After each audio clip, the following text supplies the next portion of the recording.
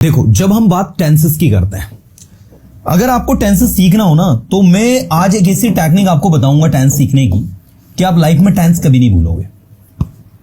सबसे पहले तो टेंसेस जैसे दिमाग में आता है, तीन चीजें हमारे दिमाग में ऑटोमेटिक क्लिक हो जाती है। कौन कौन सी?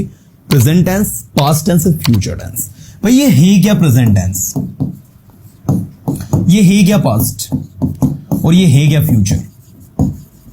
तो आप सबको मैं बताना चाहूंगा कि जब आप किसी से कम्युनिकेट करते हो, किसी से बातचीत करते हो, तो आप तीन अलग अलग सिचुएशन में बातचीत करते हो। एक तो आप प्रेजेंट में करते हो, दूसरा पास्ट में करते हो, तीसरी आप फ्यूचर में करते हो। तो प्रेजेंट टेंस वर्तमान काल, पास्ट टेंस भूतकाल एंड फ्यूचर टेंस भविष्य काल। आपका जो भी कॉन्वर्सेशन होता है ना, जो भी बातचीत होती है, वो इन तीन टेंसेस पर ही बेस्ड होती है। एक होता है प्रेजेंट टेंस, दूसरा होता है पास्ट टेंस और तीसरा होता है फ्यूचर टेंस।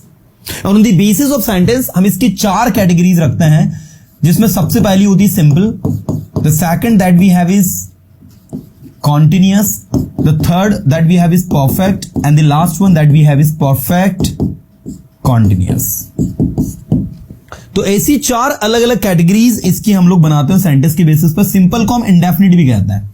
इंडेफिनिट ही सिंपल है और सिंपल ही इंडेफिनिट है, तो इसको लेकर बिल्कुल भी कंफ्यूज ना हो। अब आपको करना क्या है, इन तीनों को इसके साथ जोड़ना है। तो सिंपल प्रेजेंट, सिंपल पास्ट या सिंपल फ्यूचर, या फिर present simple, past simple, future simple, जैसा आपको उचित लगे यू कैन स्पीक।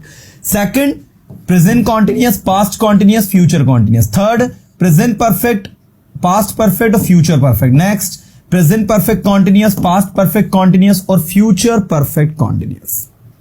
तो यहां पर आप देखो, ये सिंपल है, ये कॉन्टिन्यूअस है, परफेक्ट है और ये परफेक्ट कॉन्टिन्यूअस है। तो टोटल आपकी 12 टेंस है। आपको फिंगर टेक्निक भी बताता हूं। आप चाहे तो अपनी चार फिंगर को चार अलग अलग नाम दे दे टेंस के। इसको सिंपल नाम दे जो स्मॉल फिंगर है, ठीक है। रिंग फिंगर को आप कॉन्टिन्यूअस नाम दे। इंडेक्स जो आपका मिडिल फिंगर है, इसको आप परफेक्ट नाम दे, और ये जो इंडेक्स फिंगर है, इसको आप नाम दे परफेक्ट कॉन्टिन्यूअस। तो चार अलग अलग फिंगर को आप चार अलग अलग नाम दे। अब अगर आप ध्यान से देखेंगे तो आपके इसमें तीन ब्लॉक बने हैं, present past future, present past future, present past future, present past future. आप पूरे 12 टेंस के नाम सबसे पहले तो बोलना सीखे।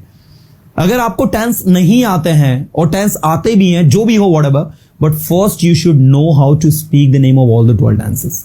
सबसे पहले 12 टेंस के नाम बोलना सीखिए आप, और इस टेक्निक के साथ बहुत आसानी से बोल सकते हो। ये सिंपल है तो present simple, past simple, future simple, present past future, present past future. तीन ब्लॉक को प्रेजेंट पास्ट फ्यूचर नाम दे दो।